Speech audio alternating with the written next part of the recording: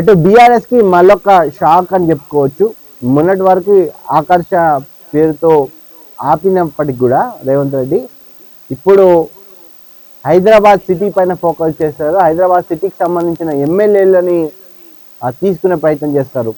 So దాంట్లో భాగంగానే Congress GHMC చేరుకలు చేపియాలని కూడా ఆకర్ష అనే పైలట్ ప్రాజెక్ట్ని చేశారు. మనకు విశ్వనీయ సమాచారం ప్రకారం వినబడుతుంది ఏంటంటే తలసాని శ్రీనివాస్ యాదవ్ కూడా కాంగ్రెస్లోకి పోవడానికి ఆలోచిస్తున్నారన్నది కూడా తెలుస్తూ ఉంది. దాని తర్వాత ఇప్పటికే కుక్కట్పల్లి ఎమ్మెల్యే కన్ఫర్మ్ అయినట్టు టీడీపీలోకి వెళ్ళి కన్ఫర్మ్ అయినట్టు కూడా తెలుస్తూ ఉంది.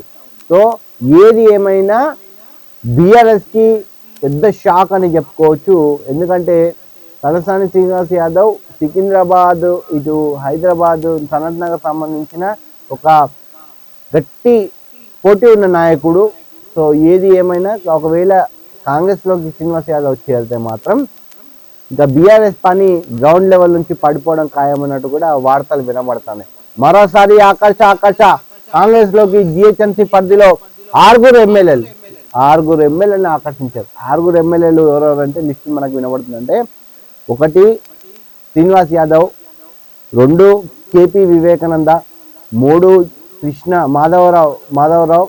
కృష్ణారావు కుక్కడపల్లి ఎమ్మెల్యే, 4 మర్రి రాజశేఖర్ రెడ్డి, 5 మేడ్చల్ ఎమ్మెల్యే. సో 6 మన ఇంకొక ఎమ్మెల్యే ఉన్నారు. ఈ 5గురిని వీళ్ళని తీసుకోవాలని కూడా ప్రయత్నం చేస్తున్నారు. సో సీఎం రేవంత్ రెడ్డి విదేశీ పర్యటన నుంచి తిరిగి రాగానే చేరుకలు, బీజేపీతో బీఆర్ఎస్ నేతలు టచ్ లోనే వెళ్లారన్న ప్రచారంతో అప్రమత్తం.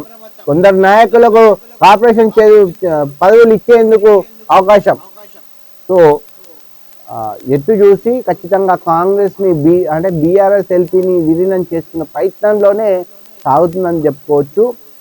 ఒక్కసారి చూసే ప్రయత్నం చేద్దాం.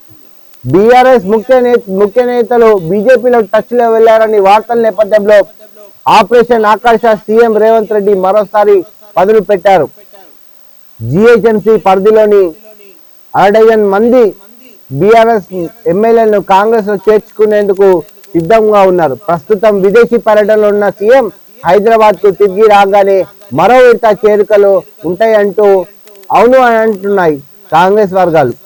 వాస్తవానికి సిపిఐ ఎమ్మెల్యే కలిపి 65 మంది సభ్యులు మద్దతు ఏర్పడిన కాంగ్రెస్ ప్రభుత్వం ఎంతో కాలం నిల్వ ఉండబోదంటూ కేసీఆర్ సహా బీఆర్ఎస్ ముఖ్య నేతలు చేసిన ప్రకటనతో అప్రమత్తమైన సీఎం రేవంత్ రెడ్డి ఆపరేషన్ ఆకర్షకు తెరలేపిన సంగతి తెలిసిందే.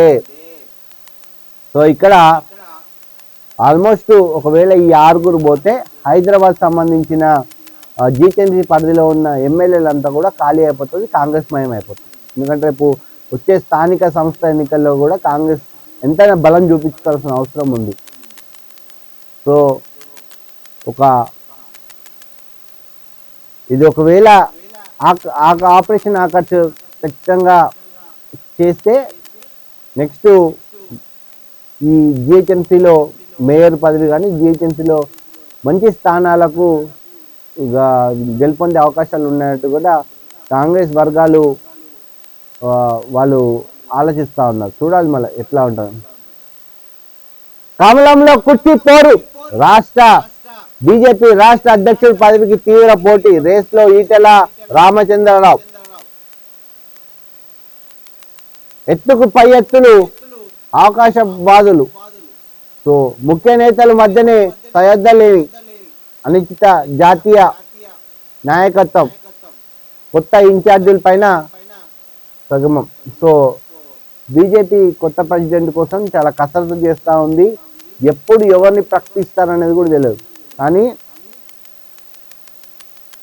ఈ బీజేపీకి సంబంధించిన రాష్ట్ర అధ్యక్షుడి పదవికి మాత్రం దాదాపు ప్రధానంగా 2 పోటీ పడుతున్నప్పటికి కూడా బ్యాక్గ్రౌండ్లో మాత్రం ఇంకొక 4 పోటీ పడుతున్నట్టు కూడా తెలుస్తుంది. ఒకటి రఘునందన్ రావు, మరొకటి రాజాసింగ్. కమలంలో కుర్చీ పోరు. సో దాని తర్వాత ఈటెల రాజేందర్, రామచంద్రరావు, వీళ్ళు 4 పోటీ పడుతున్నట్టు కూడా తెలుస్తూ ఉంది. సో ప్రభుత్వం అంటే అటు పార్టీ అధినాయకత్వం ఎవరిని డిసైడ్ చేస్తుంది అన్నది కూడా ఇప్పటి స్పష్టత రావట్లేదు, కానీ ఉత్కంఠగా మాత్రం తెలుస్తా ఉంది. ఎందుకంటే బండి సంజయ్ మనం ఎంత ఫ్లోలో రాష్ట్రానికి తిరిగి ఆ సమస్యలను పోరాడి బీజేపీని ఏ స్థాయి నుంచి ఏ స్థాయి తీసుకొచ్చారో మనందరూ కూడా తెలుసు. అఫ్కోర్స్ కిషన్ రెడ్డి ఇప్పుడు ఉన్నప్పటికి కూడా, కిషన్ రెడ్డి బాధ్యతలు తీసుకున్నప్పటి నుంచి కూడా మన బీజేపీ 8 సీట్ల ఎంపీలని గెలుచుకొచ్చింది. సో అదే ఫ్లో కంటిన్యూ చేయాలంటే ఖచ్చితంగా ఒక సరైన నాయకుడిని ఎన్నుకోవాలని కూడా అధినాయకత్వం డిసైడ్ అయినట్టు తెలుస్తూ ఉంది. ఈ 4 పేర్లని తెరపైకి తీసుకొచ్చి 4 పేర్లను పరిశీలిస్తున్నట్టు కూడా మనకు తెలుస్తూ ఉంది.